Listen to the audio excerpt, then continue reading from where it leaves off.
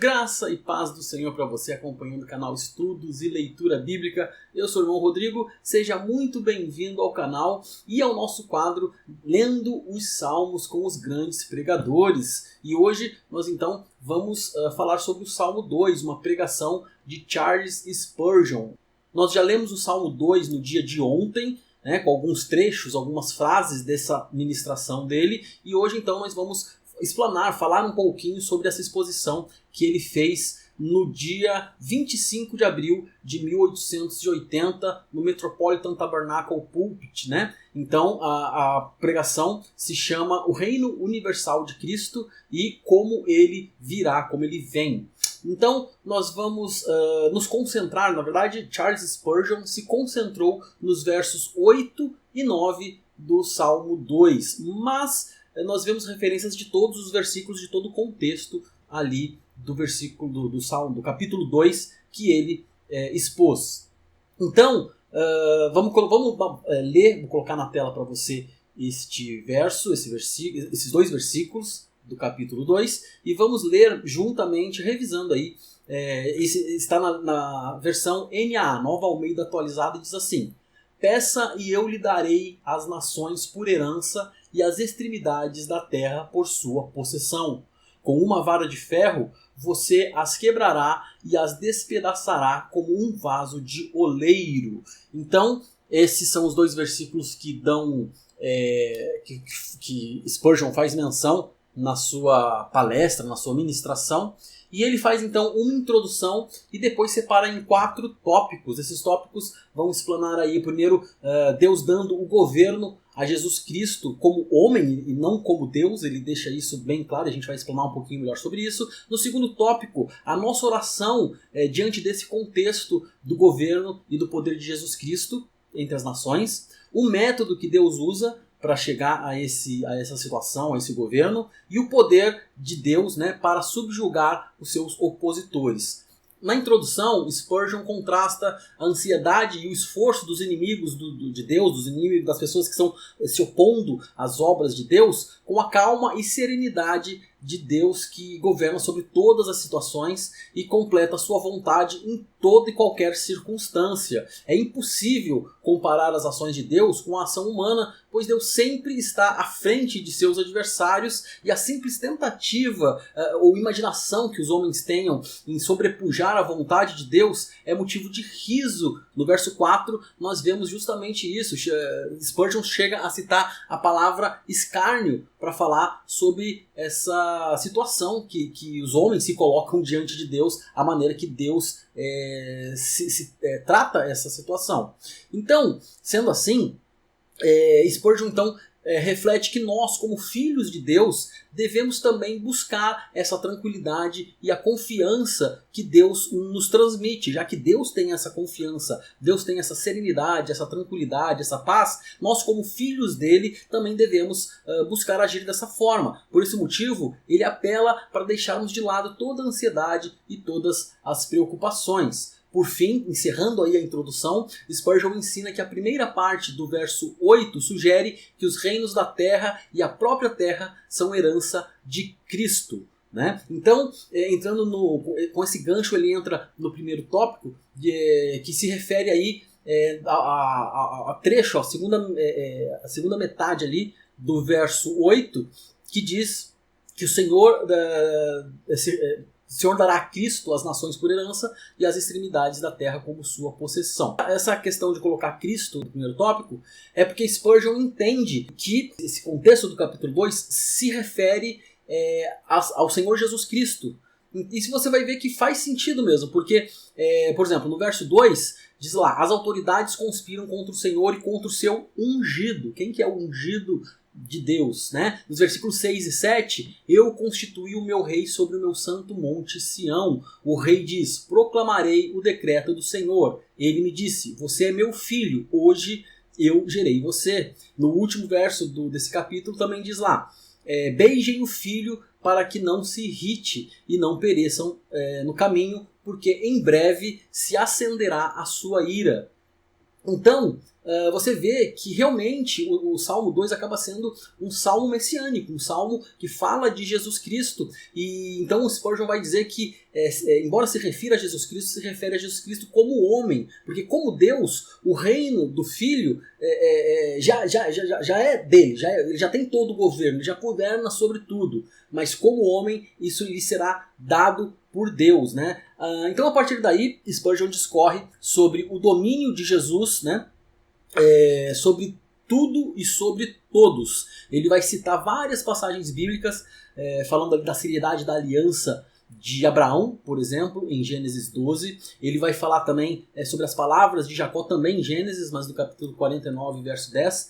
Vai falar da profecia que tem em Isaías 11, que é ecoada por Paulo na carta aos Romanos, no capítulo 15, e também menciona Moisés, que em Deuteronômio 32 também vai fazer aí citação sobre o domínio de Jesus sobre todas as coisas. São várias passagens bíblicas mencionadas na sequência também, para dar base aí à sua argumentação sobre o domínio universal e espiritual de Cristo. Então, encerrando o primeiro tópico, Spurgeon vai argumentar que Jesus não vai abrir mão de nenhuma mínima parte do seu domínio, do seu governo que lhe foi dado, e por isso nós devemos rejeitar qualquer oferta de outra fé, de qualquer outra ideologia, de qualquer ensinamento que sugiram vantagens e que queira se opor ou até mesmo se imiscuir ao cristianismo. Nós temos várias passagens fortes, várias frases fortes que Spurgeon vai colocar nesse trecho, dizendo que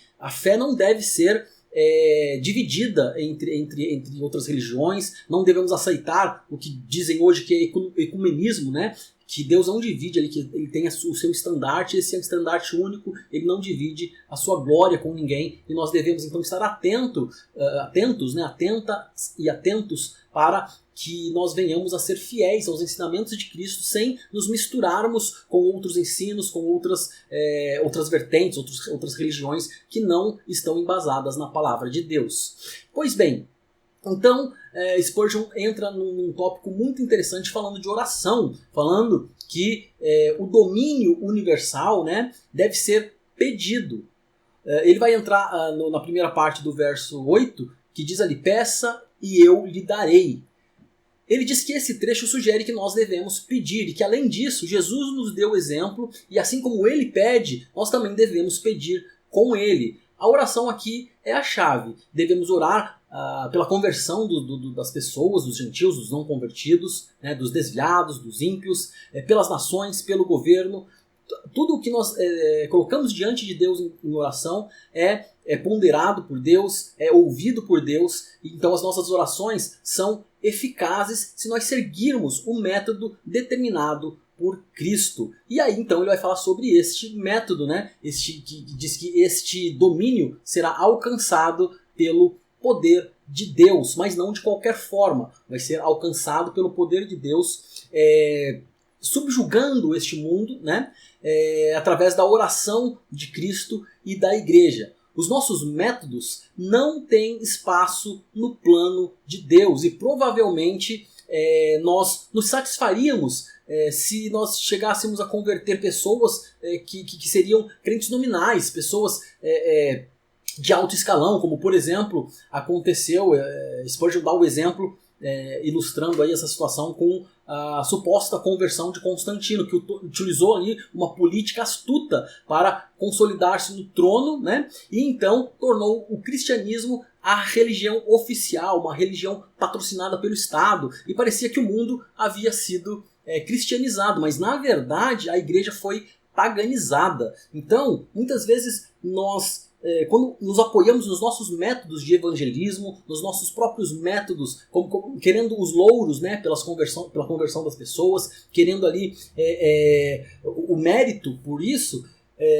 Spurgeon vai falar do perigo disso, de que nós não convertemos ninguém, que isso é obra exclusiva do Espírito Santo, que todo o domínio e governo será alcançado pelo poder de Deus, né? E assim foi ao longo da história, sempre no tempo de Deus, do jeito de Deus, e os nossos métodos, os nossos esforços não têm espaço aqui. Claro, os nossos esforços pautados pelo método de Deus, a nossa evangelização é bem-vinda se nós temos consciência que é o poder de Deus, é o Espírito Santo que faz toda a obra. Spurgeon cita a inversão entre a civilização e o evangelho, ou seja, a civilização sempre segue o evangelho e é em grande medida um produto do evangelho. Onde nós temos o evangelismo acontecendo, nós temos também a civilização, as universidades, as escolas, os hospitais, as pessoas deixando de ser analfabetas e aprendendo a ler e escrever. Tudo isso vem acompanhado na história pelo cristianismo. São os cristãos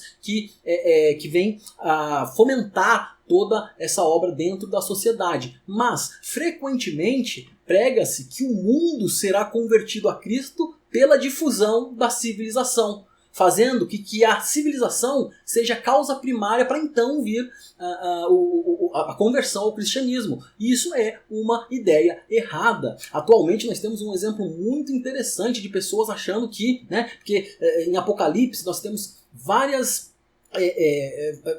instruções de que ali nós teremos um governo opressor, um governo que vai ter controle dos seus cidadãos, das finanças, e que até para comprar e vender nós vamos ter que ter autorização do governo. Então muitas pessoas, por exemplo, nessa vertente, entendem que o Bitcoin é uma ótima solução. E ok, pode ser uma ótima solução, mas muitas pessoas começam a entender que o Bitcoin é a salvação para as pessoas, porque eles vão fazer com que você esteja livre do domínio da opressão do diabo através dos governos. Mas espera aí, pode ser uma boa opção, pode ser uma conduta bacana, né? Uma boa opção, mas não é a salvação. Salvação é Cristo, não é mesmo? Então, muitas vezes nós invertemos as coisas e colocamos Cristo como a consequência de alguma atitude que nós temos. E quando, na verdade, é ao contrário. Cabe a nós apenas os meios da oração e da fé. E apenas aqui entre aspas, porque nós sabemos que isso é o que nós devemos fazer como crentes, essa é a nossa missão. Então, indo aí para o último tópico, Spurgeon vai falar do poder de Deus, que opera para trazer o reino de Cristo, e isso envolve a destruição de todo o conluio, de todas as pessoas que se ajuntaram para impedir o reino redentor do Senhor. Ele cita aqui o trecho do verso 9 que diz: "Ele os quebrará como uma vara de ferro."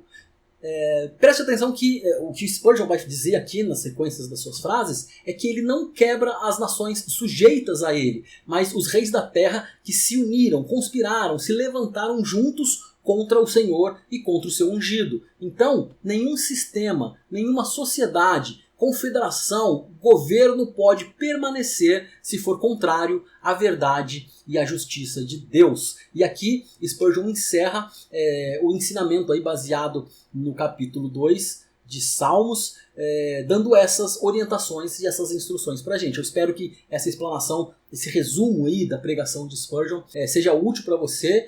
Normalmente você só encontra elas em inglês, não são traduzidas na internet, mas tem aqui os links na descrição do vídeo que você pode encontrar e de repente usar alguma ferramenta.